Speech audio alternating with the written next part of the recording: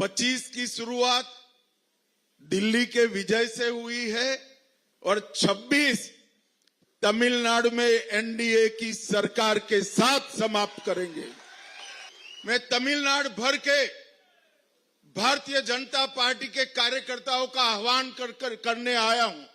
समय आ गया है तमिलनाडु में डीएमके की ये देश विरोधी और भ्रष्टाचारी सरकार को समाप्त करने का।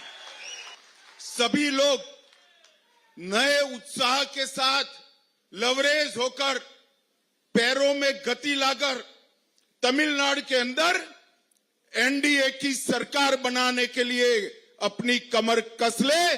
26 में तमिलनाडु में एनडीए की सरकार बनने जा रही है।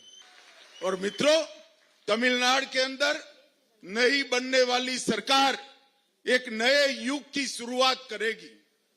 तमिलनाडु के अंदर भाई भतीजावाद की ये दुकान समाप्त हो जाएगी। तमिलनाडु के अंदर करप्शन का हमेशा के लिए अंत होगा और तमिलनाडु से देश विरोधी गतिविधियों को हम मूल समेत उखाड़ कर फेंक देंगे।